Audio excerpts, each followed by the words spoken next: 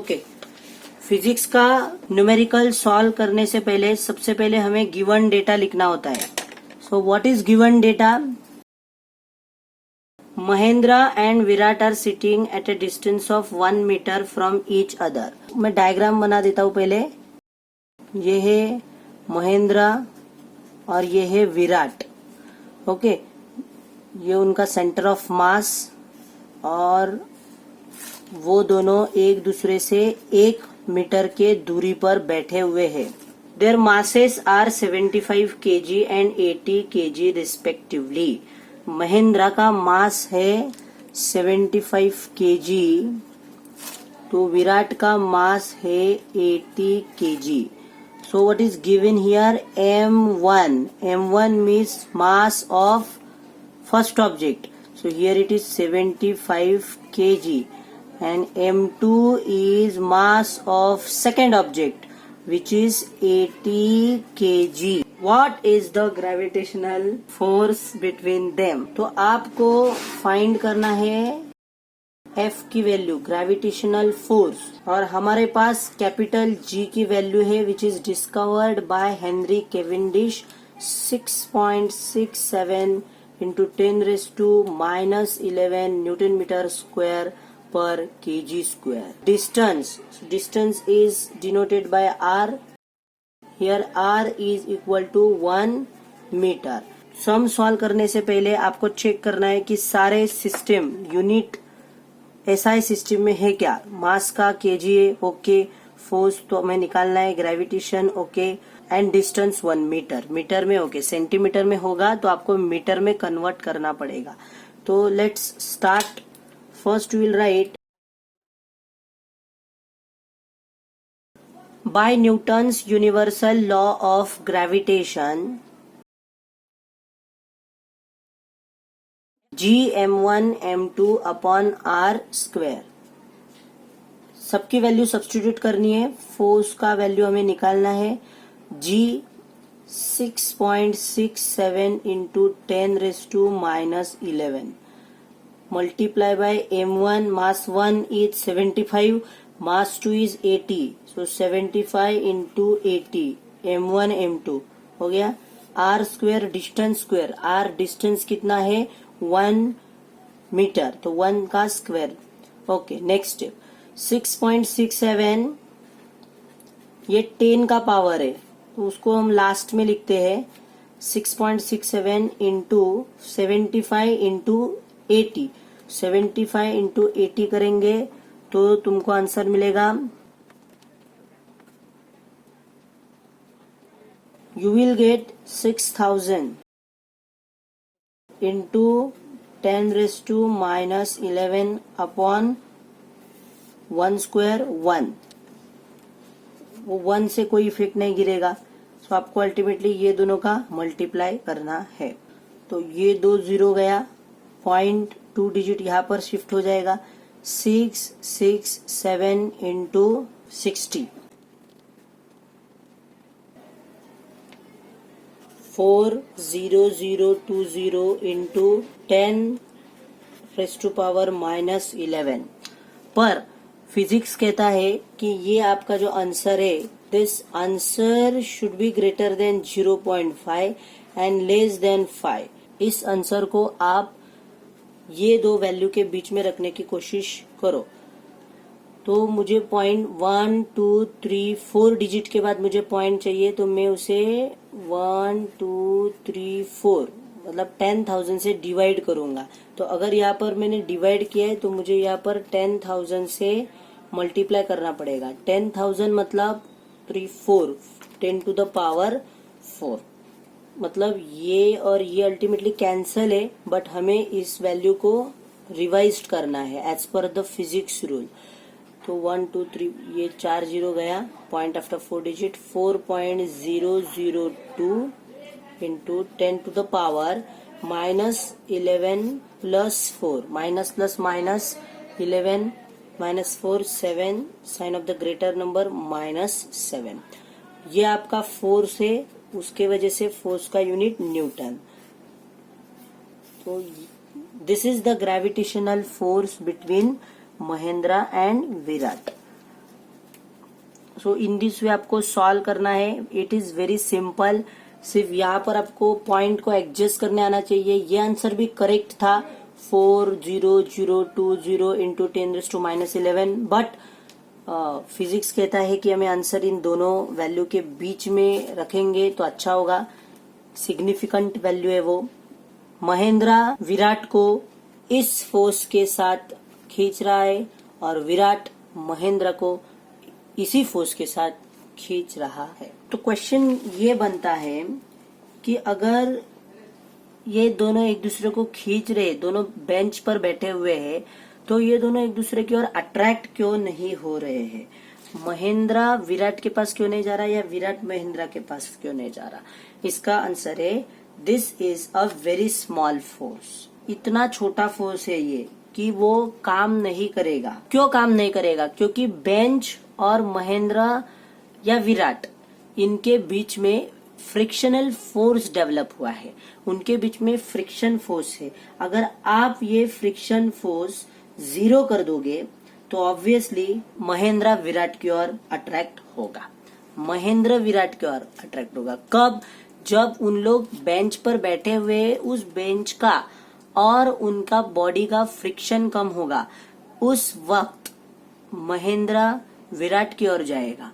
विराट महेंद्र की ओर क्यों नहीं जाएगा? क्योंकि विराट का मास महेंद्र के मास से ज्यादा है 5 kg. तो इसीलिए छोटा ऑब्जेक्ट बड़े ऑब्जेक्ट के पास अट्रैक्ट होता है. महेंद्र विराट के पास जाएगा. तो अगर महेंद्र विराट के पास जाएगा तो उसको मोशन मिलेगा. तो मोशन मिलेगा इसका मतलब उसके पास कुछ वेलोसिटी होगी. वेलोसिटी होगी तो एक्सीलरेशन भी होगा. तो ये सब हमें कैलकुलेट करना है एग्जाम्पल नंबर 2 में. Example number 2. सेकेंड एग्जाम्पल में आपको गिवन क्या है? तो गिवन में आपको है फोर्स ऑन महेंद्रा, मतलब जो फोर्स हमने निकाला वही हमारे पास गिवन है इस बार.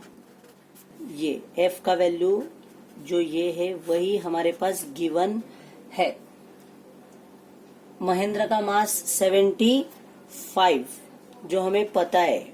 महेंद्र का मास 75 kg और विराट का 80 kg. फाइंड करने बोला है हमें. Starting with 0 velocity. पहला महेंद्र का वेलोसिटी 0 था. आफ्टर 1 सेकेंड, 1 सेकेंड के बाद व्हाट विल बी द महेंद्राज वेलोसिटी? मतलब हमें v का वैल्यू फाइंड करना है टाइम 1 सेकेंड बीतने के बाद. 1 सेकेंड बीतने के बाद महेंद्रा थोड़ा आगे जाएगा, उस वक्त उसकी वेलोसिटी क्या होगी?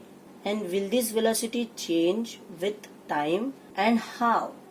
तो ये वेलोसिटी क्या टाइम के साथ चेंज होगी, और होगी तो कितने से चेंज होगी, ये हमें निकालना है. तो वेलोसिटी निकालने के लिए हमारे पास काइनेमेटिकल इक्वेशन है v is equals to u plus a t. v मतलब फाइनल वेलोसिटी जो हमें निकालनी है जब ये चालू हो जाता है इसकी ओर आना. u मतलब इनिशियल वेलोसिटी जो 0 थी.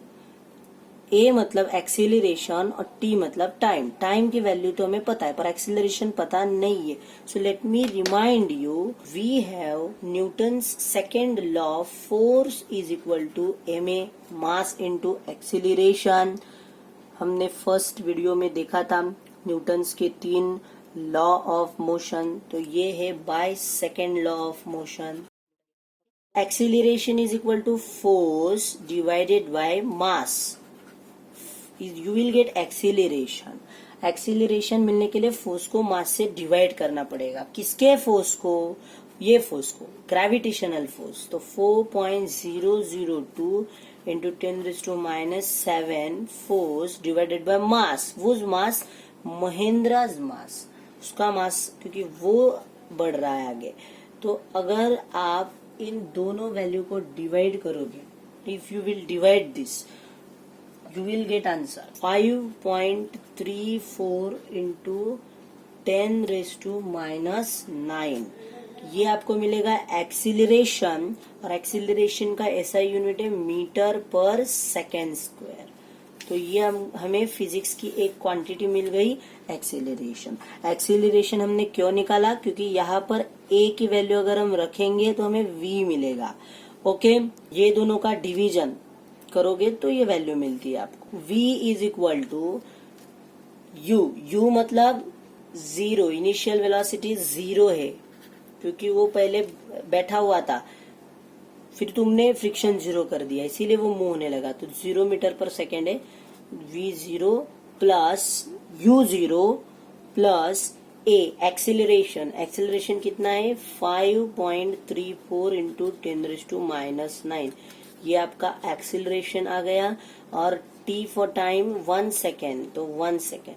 Is very simple, this ones are this same आएगा एंड दिस प्लस 0 दिस, तो 5.34 इंटू 10⁻⁹, तो ये आ गई velocity. The SI unit of velocity is metre per second, unit is very important. Okay, तो इस प्रकार हमने देखा कि अगर हमारे पास फोर्स है ग्रेविटेशनल तो हम उससे एक्सीलरेशन निकाल सकते हैं, फोर्स को मास से डिवाइड करके, और एक्सीलरेशन से हम वेलोसिटी निकाल सकते हैं। ये होगी velocity of Mahindra when he was moving towards Virat. पर कभी 1 सेकेंड के बाद, 2 सेकेंड के बाद उसकी वेलोसिटी डबल हो जाएगी, क्योंकि यहाँ पर 1 है तो 2 आफ्टर 2 सेकेंड्स यहाँ पर 2 आएगा। 2 सेकेंड के बाद वो थोड़ा और तेज उसकी ओर अट्रैक्ट होगा। So this is velocity. पर ये वेलोसिटी है वो बहुत छोटी वेलोसिटी है। क्यों? आप बोलोगे सर हमने देखा 5.34, ठीक है 5.34 मतलब वो 5.3 मीटर 1 सेकेंड में जाएगा, पर 5.34 इंटू 10⁻⁹ का मतलब क्या होता है? तो उसका मतलब होता है इसको 1 के आगे 9 टाइम्स 0 लगा के डिवाइड करो, मीन्स 0.00000000534, 9 बार 0 आएगा, 9 पॉइंट के बाद 9 डिजिट्स आएंगे तभी ये चालू हो जाएगा। तो ये बहुत छोटी वेलोसिटी है, और इस वेलोसिटी से अगर महेंद्रा विराट की ओर अट्रैक्ट होगा तो उसे बहुत समय लगेगा। और एक्सीलरेशन यहाँ पर कांस्टेंट होगा नहीं होगा। क्यों? क्योंकि जब ये एक्सीलरेशन था जब वो यहाँ पर था महेंद्रा, जब वो यहाँ पर आएगा तो उसका एक्सीलरेशन कांस्टेंट नहीं होगा, बढ़ेगा। और एक्सीलरेशन अगर बढ़ता है तो वेलोसिटी भी बढ़ेगी। क्यों? क्योंकि ये देखो, अगर ये है वेलोसिटी और ये एक्सीलरेशन, अगर ये एक्सीलरेशन मैंने 5 था तो वेलोसिटी 5 आई, अगर ये 10 रहता तो 10 1 10, वेलोसिटी नहीं थी। एक्सीलरेशन बढ़ेगा तो वेलोसिटी भी बढ़ेगी। आप ये क्वांटिटी बढ़ा रहे हो तो ये क्वांटिटी भी आपकी बढ़ जाएगी एक्सीलरेशन बढ़ने पर। ओके, तो आपको यूज योर ब्रेन पावर में क्या दिया है? Assuming the acceleration in example 2 above remains constant, तो ऊपर के एग्जाम्पल में जो एक्सीलरेशन है वो कांस्टेंट है। कितना है एक्सीलरेशन?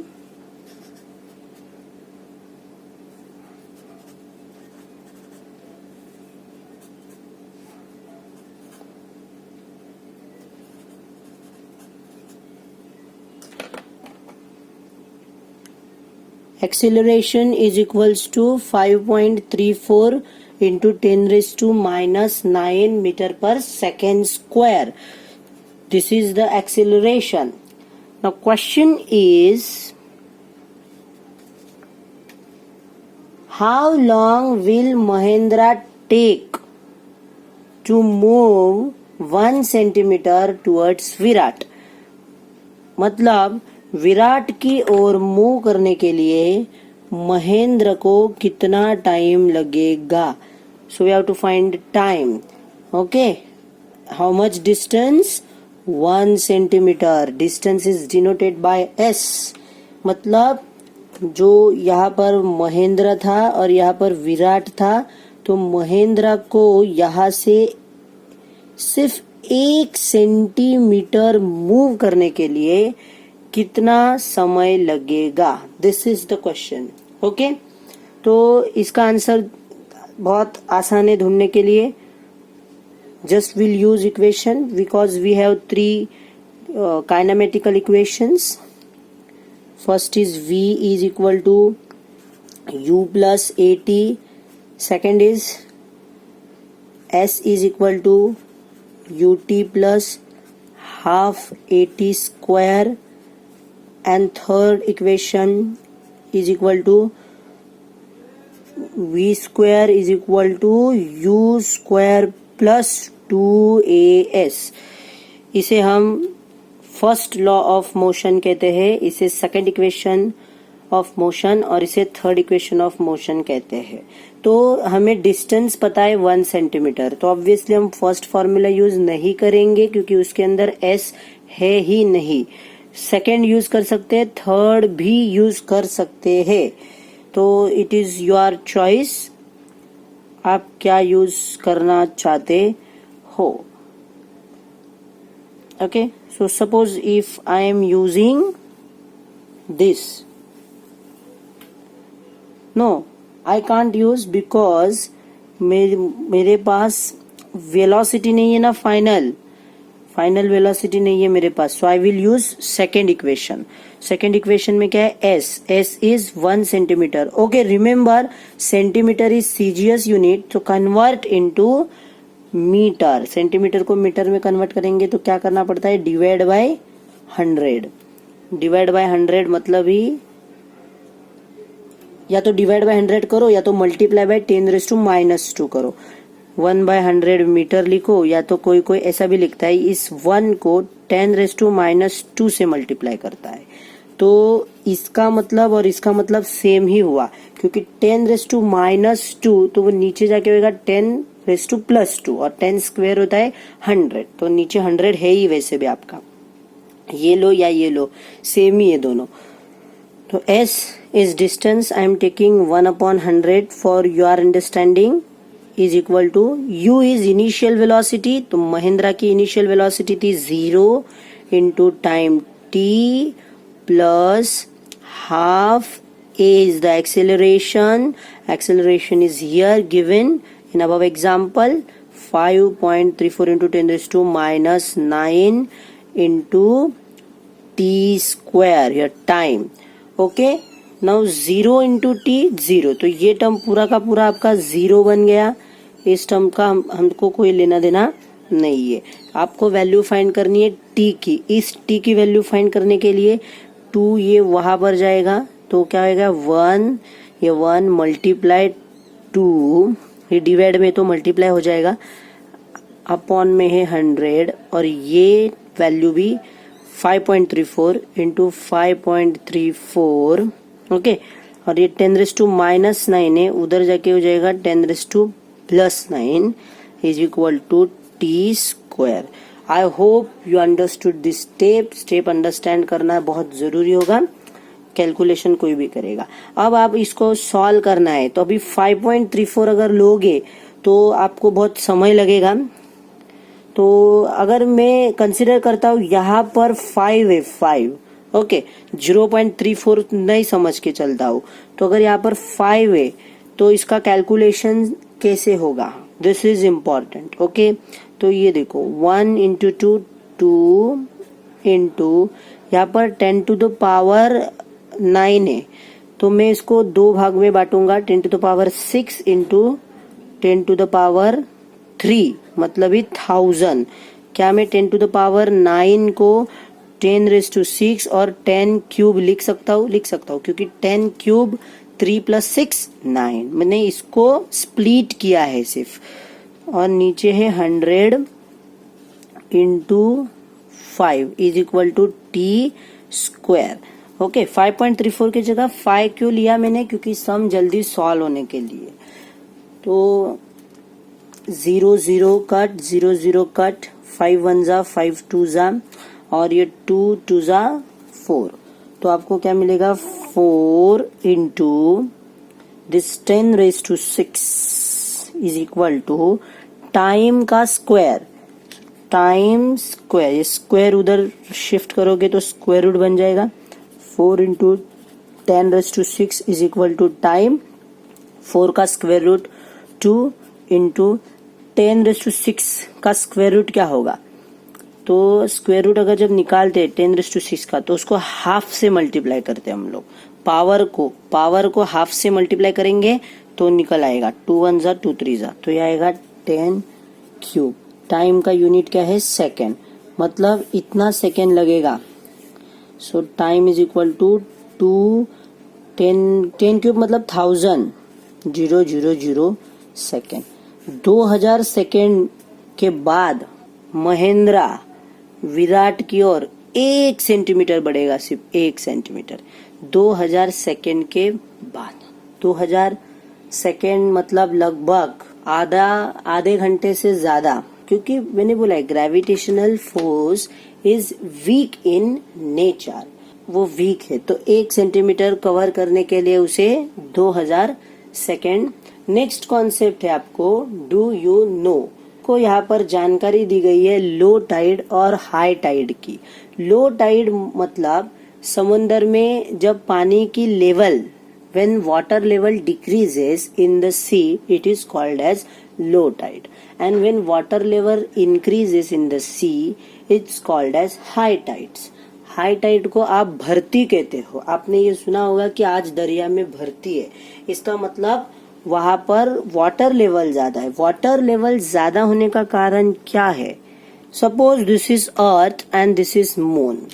ओके, मून जब यहाँ होता है तो अर्थ का पूरा वाटर इस ओर वो अट्रैक्ट करता है, खींचता है। मून अर्थ को खींच रहा है, तो वो अर्थ का मास ज्यादा होता है, इसके लिए अर्थ मून पे नहीं जाएगा, पर अर्थ का वाटर लेवल जो है वो ऊपर आ जाएगा इस साइड, और इस तरफ का वाटर लेवल जो इसके परपेंडिकुलर है वो कम हो जाएगा वाटर लेवल, या ऐसे।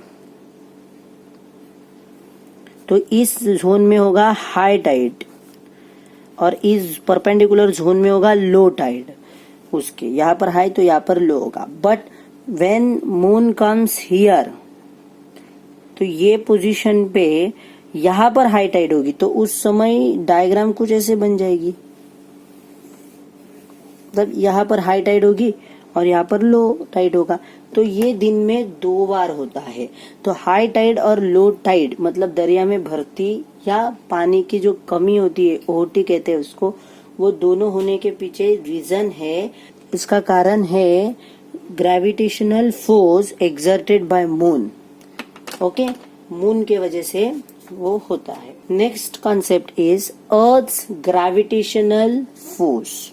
इस कॉन्सेप्ट के लिए उन्होंने आपसे कुछ क्वेश्चंस किए हैं।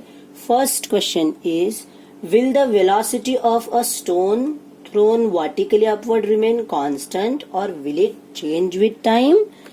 अगर मैं कोई ऑब्जेक्ट ऊपर फेंक रहा हूँ ऐसे, तो ऊपर फेंकने के बाद जब वो मेरे हाथ से छूटता है, तब उस वक्त से लेकर पूरा ऊपर जाने तक उसकी वेलोसिटी कांस्टेंट रहती है क्या चेंज होती है? तो इसका आंसर है no, velocity of a stone thrown upward is not remain constant, it will change, बदल जाएगी वो वेलोसिटी। तो फिर एक क्वेश्चन मन में आता है, हाउ विल इट चेंज? बदलेगी तो क्यों बदलेगी, कैसे बदलेगी? इसका रीजन है कि when we know that earth is pulling all the objects, तो आप जब स्टोन को अपवर्ड थ्रो करोगे तो अर्थ उसको डाउनवर्ड पुल देगा। इसका मतलब अर्थ उसकी वेलोसिटी को डिक्रीज करेगा। आप अगर ऊपर बॉल को फेंकते हो तो बॉल कुछ समय बाद नीचे आ जाएगा। ये आपके हाथ से बॉल छूटा, यहाँ से ऊपर गया बॉल, तो इस यहाँ पर आपने उसको वेलोसिटी दी थी, वो इनिशियल वेलोसिटी थी u। जो ऊपर बॉल गया यहाँ पर वेलोसिटी ज्यादा थी, फिर वेलोसिटी कम होते गई। कम क्यों हो गई? क्योंकि एक बाजू से उसको डाउनवर्ड भी कोई खींच रहा है, और वो कौन खींच रहा है? अर्थ। कौन से डायरेक्शन में खींच रहा है? Towards the centre, because gravitational force is directed towards the centre of the earth. फिर ये बॉल ऊपर जाके इस पोजीशन में रुक जाएगा थोड़े समय के लिए, फिर वो नीचे गिरना चालू हो जाएगा। तब जब वो बॉल यहाँ पर रुकेगा तब उसकी वेलोसिटी क्या होगी, 0, क्योंकि वो यहाँ पे रेस्ट हो गया, तो उसकी फाइनल वेलोसिटी v रहेगी 0 इस केस में। और फिर वो बाय एक्सीलरेशन ड्यू टू ग्रेविटी की वजह से वो नीचे आ जाएगा। इन दिस वे आप जब स्टोन अपवर्ड फेंकते हो तो उसकी वेलोसिटी चेंज होती है। Next question, why doesn't the stone move up all the time? Stone ऊपर हमेशा हमेशा के लिए क्यों नहीं जाता? Again answer is gravitational pull of earth की वजह से। Next question, why does it fall down after reaching a certain height? वो कुछ हाइट पे, इसे कहते हैं height of the ball, distance travelled by the ball, actually वो s है क्योंकि वो डिस्टेंस डिस्प्लेसमेंट ट्रेवल्ड है। हाँ, पर हम वर्टिकल डिस्प्लेसमेंट को हम हाइट भी कहते हैं, आपको पता है। तो वो कुछ हाइट क्यों लेता है? क्योंकि आप उसको इनिशियल वेलोसिटी आपकी ज्यादा होती है, उस वक्त ग्रेविटी का इफेक्ट इतना नहीं होता। ओके, तो इसी वजह से वो कुछ हाइट पे जाता है। What does its maximum height depends on? मतलब वो उसकी ये ज्यादा से ज्यादा हाइट कब होगी? कब? जब आप जितने जोर से इनिशियल वेलोसिटी दोगे, आप जितने जोर से, अभी ये राम है, राम ने initial velocity 10 metre per second दी और शाम ने 20 मीटर पर सेकेंड दी, तो इसका ऑब्जेक्ट जल्दी नीचे आएगा और इसका लेट आएगा। इसका ऑब्जेक्ट कम हाइट अचीव करेगा ऊपर, इसका ऑब्जेक्ट ज्यादा हाइट अचीव करेगा। तो it depends on initial velocity. तो ये सभी क्वेश्चंस के आंसर मैंने दे दिए हैं। तो कॉन्सेप्ट आप पढ़ लेना, which is very simple concept.